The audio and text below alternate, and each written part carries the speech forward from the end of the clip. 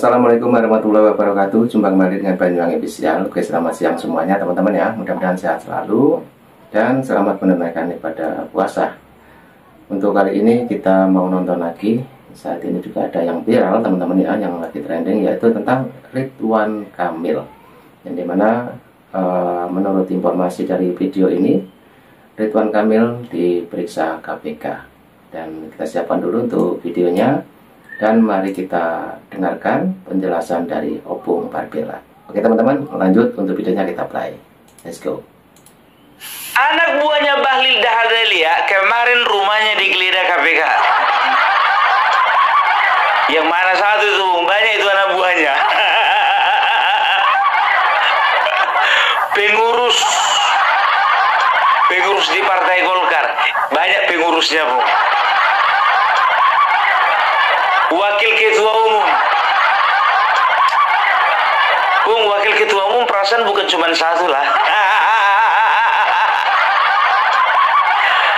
Aku agak malu aku menyebut namanya ini. Agak merinding aku. Karena waktu di Pilgub Jakarta kemarin aku sempat kubela dia. Kang Emil. Naon deui ieu teh Kang? Sok atuh jelaskan kepada kami. Aduh, lamun terbukti ya mangerakeun atuh si teh kumaha tuh. Aduh, kalau terbukti ini mah memalukan Saya sebagai orang Sunda perwakilan di Sumatera Utara kudu ngajawab naon atuh. Aduh, jadi malu aku sama RT 16. Jadi malu aku jadinya sama RW 24. Nah, ini sepertinya Opung Barbella benar-benar ini teman-teman ya, agak terkejut juga. Tadi juga bilang agak sedikit malu teman-teman. Coba kita dengarkan apa penjelasannya dari Opung Barbella tentang Ridwan Kamil. Oke, lanjut lagi Opung, kita play. Memang belum terbukti. Tapi kalau rumah sudah digeledah KPK, itu artinya apa? Itu artinya KPK sudah cukup memiliki bukti. Alah, cepat ya di Kang Emil, aduh ya. Jadi kawan-kawan ya, rumah Kang Emil atau Ridwan Kamil dia diperiksa atau digeledah KPK kemarin terkait dengan dugaan korupsi Bank Jawa Barat atau lebih dikenal dengan BJB ya. Jadi ternyata ya temuan ini dari BPK, Badan Pemeriksa Keuangan. Mereka memeriksa ternyata ada markup dana iklan sampai 200 miliar. Dan ditemukan penyelewengan sekitar 28 miliar. Aduh, kemarin Bang Jateng itu masalah dalam pemberian kredit. Dalam gratifikasi gitu loh. Sekarang Bank Jawa Barat. Ku bilang sama kalian, ini bakalan ada lagi bank-bank yang lainnya yang akan diperiksa ya, termasuk Bank Sumut mudah-mudahan.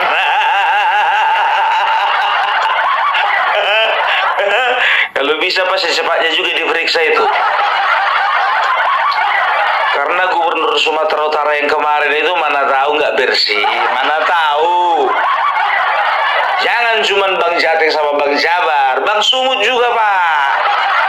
Kalau bisa nanti bapak-bapak di KPK setelah dari Jawa Barat langsung loncat ke Sumatera Utara. Sentimen kali kau sama gubernur sebelumnya. Bukan sentimen, apa mau disentimenkan sama gubernur yang kalah?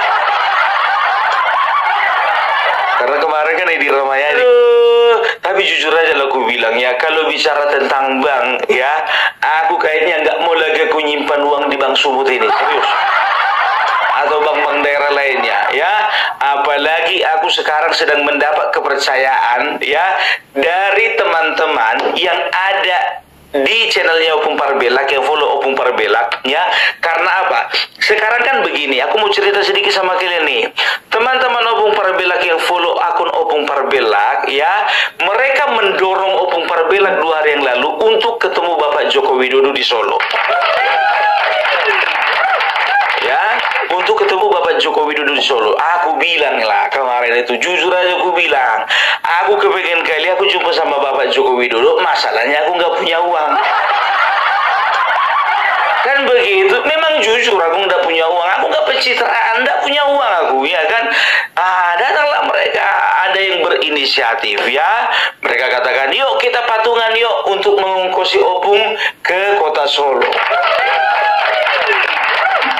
Gitu. Aku akan tampilkan ya teman-teman Opung Parbelak, saudara-saudara Opung Parbelak yang sudah bersumbangsi atau yang sudah berkontribusi untuk mengongkosi Opung Parbelak. Udah cukup, Pung? Belum. Belum ya. Jadi mereka memberikan amanah. Ini yang nonton semuanya ini sudah memberikan amanah kepada Opung Parbelak ya, untuk pergi ke Solo ya. Ingat, ke Solo, bukan ke BJB. Nanti Opung Parbelak ya akan berangkat bersama Opung Parbelak akan ketemu dengan Mas Agri Fanani ya di sana, dan juga mungkin Opung Parbelak akan ketemu dengan teman-teman Opung Parbelak yang ada di Solo dan sekitarnya. Itu ya, jadi kemungkinan besar nanti Opung Parbelak di bulan 5 berangkatnya. Lama kali, Bung. Ya kan, sekarang begini, yang pertama ya, Opung Parbelak itu bekerja, jadi harus selesai dulu pekerjaan. Karena apa? Karena Opung Parbelak juga harus mengatur cuti, kan begitu. Setelah itu yang kedua, pertimbangan biaya, kan belum cukup. Gak mungkin lagi berangkat kalau nggak ada ongkosnya, kan begitu. Belum lagi transportasi, belum akomodasi, belum lagi untuk raktir teman-teman yang ada di sana. Masa ditraktirin terus?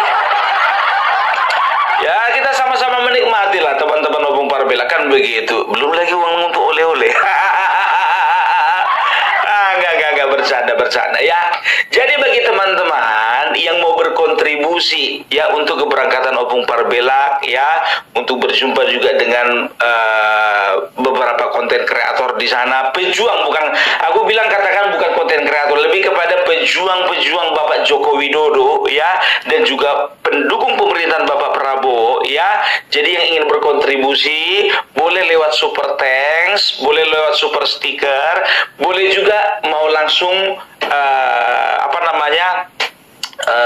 via rekening ya. Jadi Opung sudah sertakan di bawah rekening Opung Parbelak ya, dan juga alamat email ya. Jadi kalau ingin nomor WA-nya Opung Parbelak, mungkin kalian bisa lihat di deskripsi ya, jangan ditongolin di situ. Nah, ini teman-teman ya, jadi sesuai dengan informasi kemarin bahwa Opung Parbelak mau ke rumahnya Pak Jokowi, dan insya Allah juga ya, saya juga pengen ketemu Pak Jokowi, juga ketemu Opung. Kemarin juga melalui WA sudah kita bersepakat, insya Allah bulan 5 itu ke rumahnya Pak Jokowi bareng-bareng. Dan terutama mulai tahun baru kemarin, istri saya juga pengen ketemu Pak Jokowi. Oke, lanjut lagi Opung, kita play. Lihat aja deskripsi paling atas, itu nomor WA Opung Parbelak. Kenapa nggak dibikin, Bung? Di situ aja ditampilkan di layar, kebinuan. Aduh ya, jadi ingat ya, sekali lagi, Opung Parbelak tidak minta-minta, cuman Opung Parbelak dalam rangka menjalankan amanah dari teman-teman. Itu dia. Jadi mudah-mudahan, doakan ya, kita berjodoh dengan Bapak Jokowi. Nanti kita akan hubungi orang-orang yang kompeten ya, untuk mengatur perjumpaan Opung Parbelak, Agri Fanani, dan juga Bapak Joko Widodo ya. Dan ingat ya, Mas Sudarsono masih ingat, anggota PDIP ya, pengurus DPC PDIP yang kemarin itu sempat dipecat sama si Hasto. Tadi pagi beliau telepon saya tapi nggak diangkat. Nelpon pula jam 3 lewat. Orang masih tidur. Ya kan begitu. Kalau Bu Parbela kan jam sahurnya jam 4.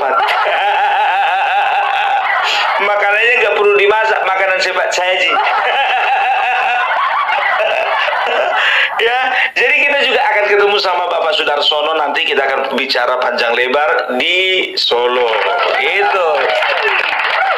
Ya, ini akan menjadi momen, ini akan menjadi momen yang luar biasa ya. Jadi untuk teman-teman Bung Parbelak yang ada di Jawa Tengah, Solo sekitarnya, kalau bisa kita ketemu di situ. Oke? Itu dia. Mari kita kembali bahas Kang Emil.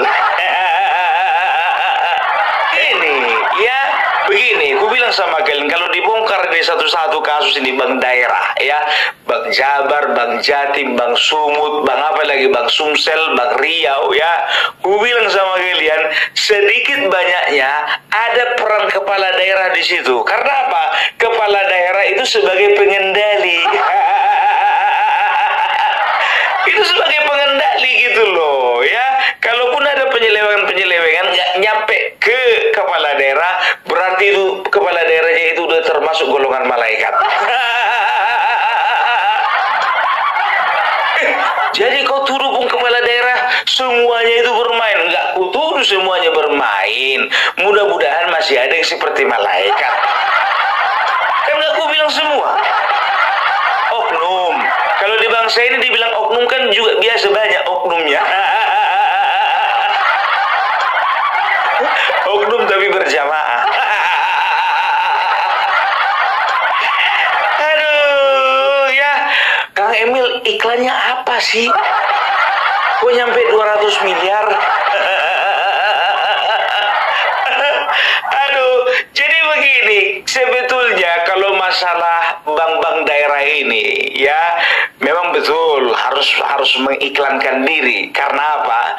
Karena bisa dikatakan mereka itu bersaing dengan bank-bank nasional, kan begitu, seperti BNI, BRI, Mandiri, Panin, apa segala macam ya. Tapi di sini kan masalahnya iklan itu kan diperlukan ya untuk menarik nasabah, kan begitu ya. Jadi sekarang begini, maksimalkan saja pelayanan yang ada di bank kalian itu, nggak perlu iklan, pasti banyak orang mau datang ke tempat kalian. Itu dia ya, berikan kredit kepada masyarakat sesuai dengan SOP ya kan. Setelah itu berikan keistimewaan kepada nasabah, berikan kemudahan di dalam pemberian kredit kepada nasabah. Seperti itu aja sebetulnya. Ini enggak, kalian bank daerah itu jujur aja, tempat kami pun gitu, susah kali ngasih kredit. Makanya aku bilang, aduh, ya lagian juga segala sesuatu yang bersangkut paut dengan pemerintahan, gaji PNS, gaji guru, segala macam itu kan masuknya kan ke bank daerah biasanya, kan begitu. Mau ngiklan apa lagi Kang Emil?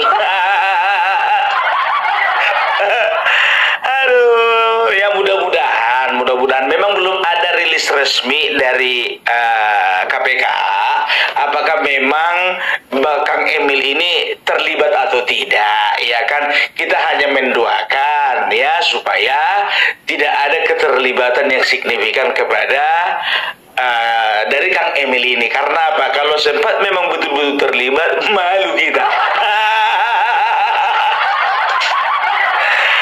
Kayak mana kita? Aku juga mikir kayak mana lagu menjawab anak-anak abah ini.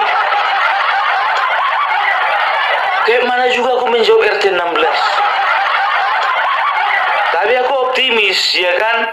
Ya, optimis walaupun ada beberapa yang kena, ya, dari kita, ya, kelurahan 58. Ya kan? Tapi tidak sebanyak dari mereka.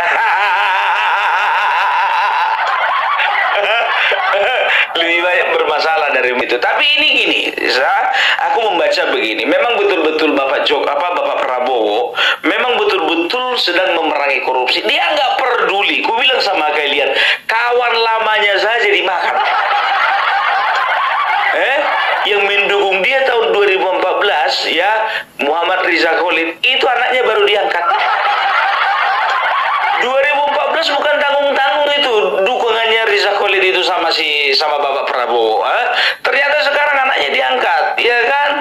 Begitu juga ya dengan yang lain gitu loh. Jadi Bapak Prabowo di sini jujur aja aku bilang ya, memberi keleluasan kepada KPK dan juga kepada kejaksaan untuk melakukan tugas dan tanggung jawabnya untuk memberantas korupsi tanpa ada intervensi. Nah, itu teman-teman keterangan dari Opung Barbelak mengenai Ridwan Kamil. Jadi tadi Opung juga bercerita bahwa dulu pernah mendukung Ridwan Kamil waktu pemilihan ya untuk gubernur Jawa Barat. Oke, lanjut lagi Opung Barbelak untuk keterangannya. Mungkin patut kita simak ya karena video kita masih panjang, dan langsung kita play lagi. Let's go. Itu dia, ya kan kita lihat sendiri ya, sekarang sudah terbukti dan sudah terkonfirmasi bahwasanya, ingat, tidak ada kata-kata yang condong mengkriminalisasi Hasto. Karena apa? Ini Kang Emil ini kalau sempat memang terbukti, artinya Bapak Prabowo tidak ada terindikasi tebang pilih di dalam penegakan korupsi. Karena apa? Karena itu tugas sudah didelegasikan sebelumnya kepada KPK dan kejaksaan. Itu yang penting, perintah dari Pak Prabowo, siapapun yang melakukan korupsi, kapanpun dilakukan korupsi itu sikat, kan begitu. Itu enaknya kalau presidennya ketua umum. Bebas. Itu enaknya kalau presiden bukan petugas partai. Kalau petugas partai itu terbebani.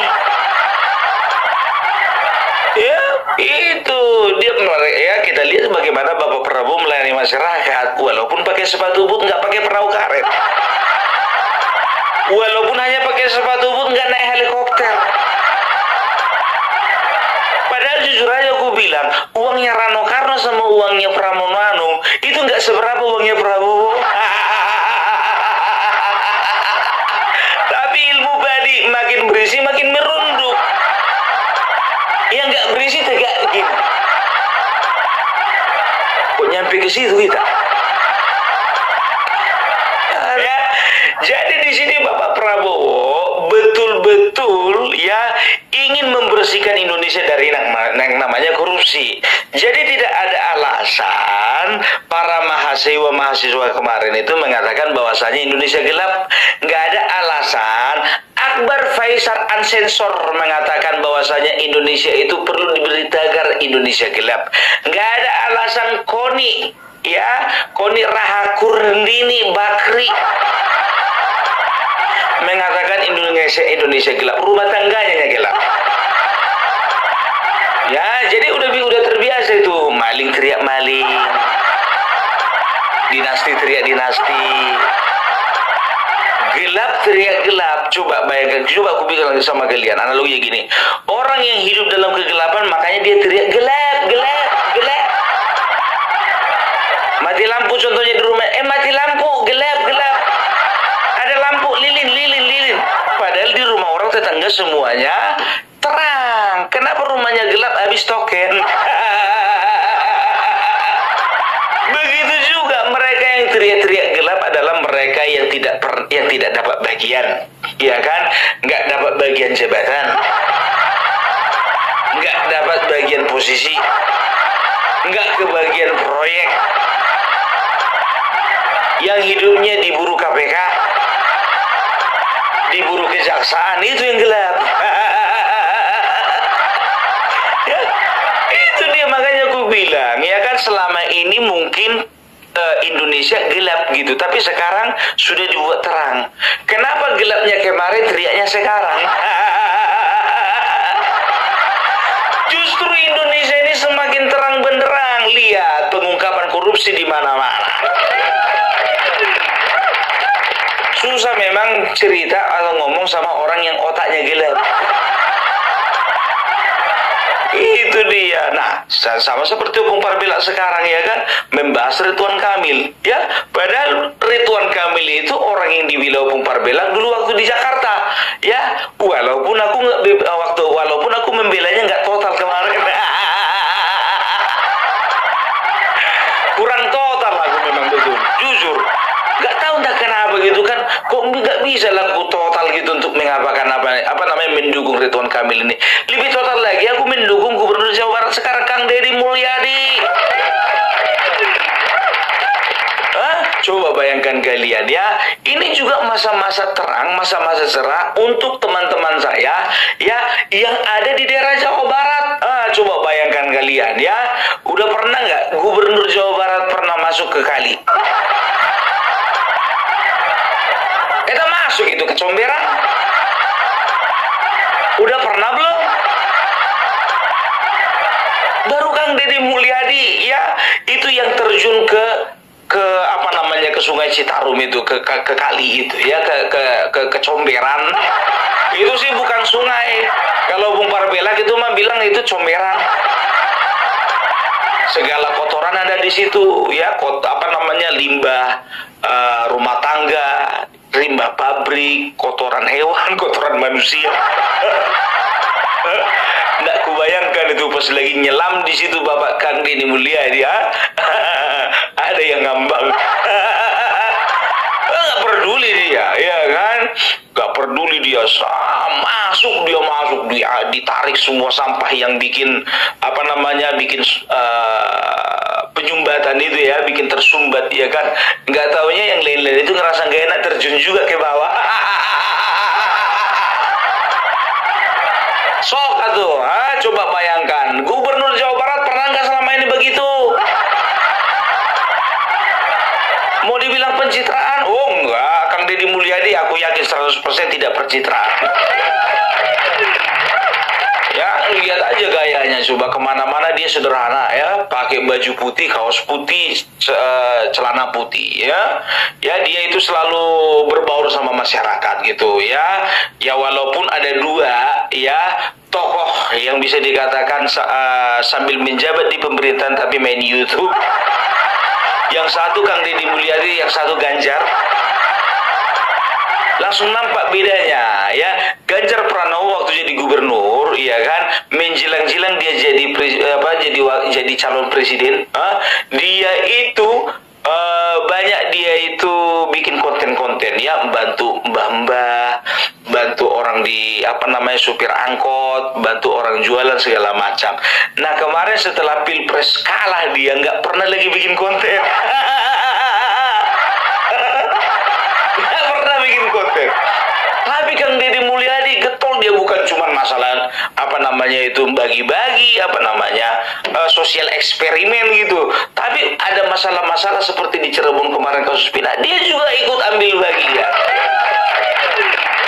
Sampai kalau nggak salah dia itu dipanggil ke persidangan kan, dia dipertanyakan apa kapasitasnya ya, dia katakan saya sebagai warga Jawa Barat merasa bertanggung jawab dengan kejadian ini ya kan, begitu ya kan, merasa terpanggil ya atas kejadian ini. Makanya aku bilang bisa dikatakan Kang Deddy Mulyadi ini ya mudah-mudahan dia 2029 2034 lah mencalonkan diri jadi presiden. Nah, itu keterangan dari Opung teman-teman ya. Jadi sangat menarik sekali untuk kita dengarkan siang ini.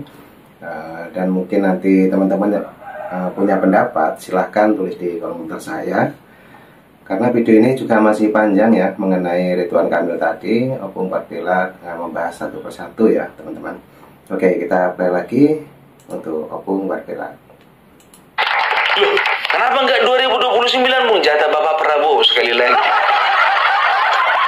Habis itu nanti Kang Deddy Mulyadi. Lu Gibran kapan jatahnya Bung? Habis Kang Deddy. Nanti kalau misalnya Gibran terpilih, Kang Deddy misalnya nggak terpilih, ya kalau bisa Kang Deddy jadi presiden, Mas Gibran jadi wakil. Oh nggak bisa lagi ya? Atau Mas Gibran jadi presiden, Kang Deddy jadi wakil. Kenapa? Mustahil? Enggak lah, kok mustahil, ya kan? Sama-sama orang baik. Ingat ya, Indonesia ini sudah saatnya dipimpin oleh orang-orang baik. Yang kerjanya nyata, nggak pernah jualan, nggak pernah jualan aset. Ya kan? Nyata kerjanya, ya kan? Jangan pintarnya cuma jualan. Indosat, jual pulau. Ya, setelah itu bagi-bagi surat keterangan lunas kepada bank-bank yang bermasalah.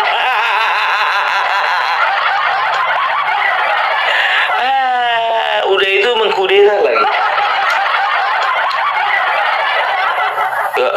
Habis itu cari masalah lagi sama presiden. Semua presiden dimusuhi. Siapa itu, Bung? Nggak tahu.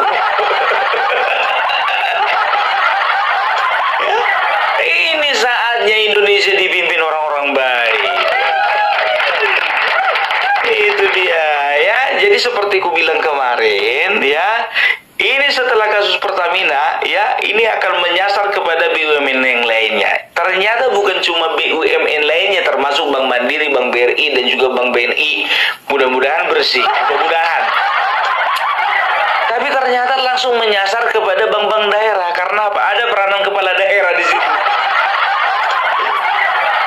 Siap-siap ya, Bang Sumut, Bang Jatim, Bang Sumsel, Bang Riau, Bang Sulut. Ini aku bilang sama kalian, kepala daerah ini, apalagi yang udah gak menjawab, bagi jantungan dia. Udahlah nganggur diangkat KPK.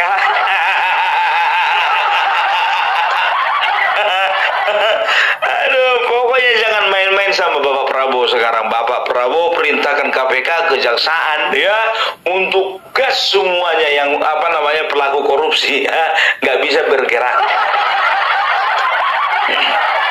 Makanya gue bilang nggak main-main itu, ya kan? Untuk penanganan masalah banjir nggak main-main, apalagi korupsi. Karena Bapak Prabowo sekarang ini dia itu fokus, ya, fokus bagaimana dia itu menjaga kekayaan bangsa Indonesia, ya, harta Indonesia, kekayaan alam, kekayaan sumber daya alam, sumber daya manusia, kekayaan potensi-potensi manapun juga, ya, dan juga perusahaan-perusahaan, ya, itu perusahaan-perusahaan negara, BUMN itu dia usahakan dan dia pastikan tidak akan kecolongan lagi. Coba Bank BJB, ya, ditemukan penyelewengannya 28 miliar. Kan kecil kali. Memang markup-nya itu sekitar sampai 200 miliar, ya kan begitu. Ada ditemukan penyelewengan 28 miliar. Kalau dipikir-pikir coba, ya, dibandingkan dengan kasus triliunan, ya, kasus hampir 1000 triliun Pertamina, coba, 28 miliar kan kecil kali. Tapi nggak ada urusan kecil, sama kayak dosa. Dosa mana yang kecil, mana yang besar. Yang namanya dosa, ya udah dosa, kan begitu. Kalau mati masuk neraka.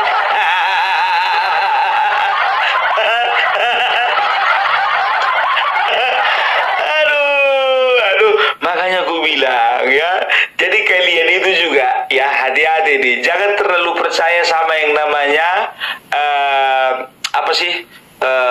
institusi keuangan. Banyak orang pintar mengatakan begini, kalau kalian mau menyimpan uang di bank, jangan simpan tabungan kalian semua di bank, ya kan? Ya, mulailah cerdas, beli properti, setelah itu beli emas, setelah itu beli saham, gitu loh. Jangan semuanya uang disimpan di bank. Apalagi bank daerah.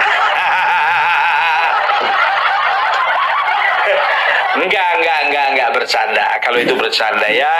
Maksudnya apa? Supaya kita bijak keuangan. Kau rupanya udah kaya pun ngomong gitu. Enggak, aku sederhana, ya.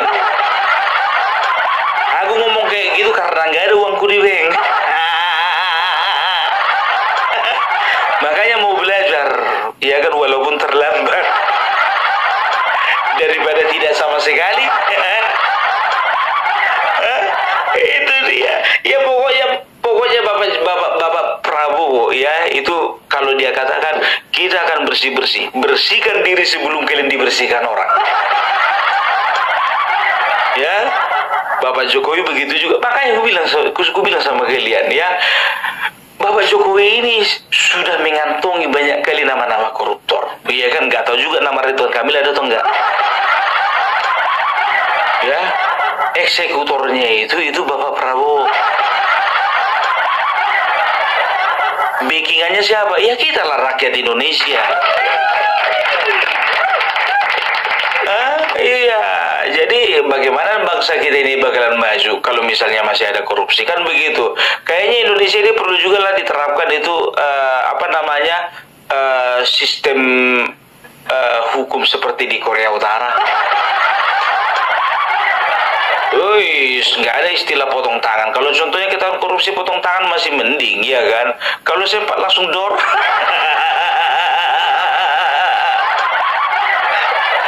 Harusnya kayak gitu, jujur aja gue bilang. Ketahuan katanya 28 miliar dor. Ketahuan menyuap KPU 800 juta dor. Jadi orang ngeri-ngeri sedap kalau melakukan tindak pidana korupsi. Jujur aja gue bilang. Sekarang ini kan santai. Tahu nggak kalian? Jujur aja gue bilang ya. Pejabat-pejabat ini nggak takut hukuman mati. Yang mereka takut miskin.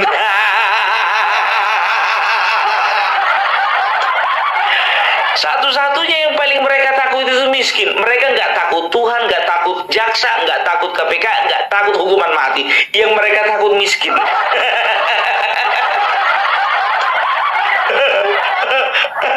Aduh ya, kita doakan saja ya, KPK boleh bekerja dengan baik, KPK boleh bekerja dengan SOP, dan mereka bisa membuktikan bahwasanya KPK yang sekarang bukanlah yang dulu. Itu dia ya, KPK yang sekarang bukan KPK yang dulu ya. Mudah-mudahan bukan karena kepentingan ini kepentingan itu. Dan juga untuk Partai Golkar, walaupun nantinya Ridwan Kamil terbukti dan diangkat, ya siap-siaplah cari wakil ketua umum yang baru. Aduh, kalau untuk itu nggak ada masalah. Jujur aja gue bilang, salah satu partai yang paling sportif itu adalah Golkar. Seberapa banyak pun kadernya itu masuk bui, ya, ditangkap, entah KPK, entah kejaksaan, nggak teriak-teriak kayak partai sebelah. Selalu teriak-teriak diskriminasi, kriminalisasi, setelah itu politisasi. Nggak ada kayak gitu ya. Jadi kita percayakan semuanya kepada penegak hukum. Oke, jadi itu dulu dari Opung Parpelak. Salam NKRI harga mati. Oke, terima kasih Opung Parpelak untuk penjelasannya mengenai Bapak Ridwan Kamil, yang dimana kemarin menurut informasi dari Opung Parpelak rumahnya digeledah KPK. Nah, kita sambil menunggu info-info yang terbaru dari media-media lain juga, dan nanti kita tunggu juga ya dari Opung Parpelak untuk pembahasan tentang Ridwan Kamil ini, karena menurut saya ini sangat dan penasaran. Oke, jadi cukup itu dulu yang kita tonton. Yang mau berkomentar silahkan tulis di kolom komentar saya. Nanti juga ada video lagi dari Panjang Official. Terima kasih semuanya, sehat selalu, salam buat keluarga, dan ambil hikmahnya. Terima kasih. Assalamualaikum warahmatullahi wabarakatuh. Sampai jumpa.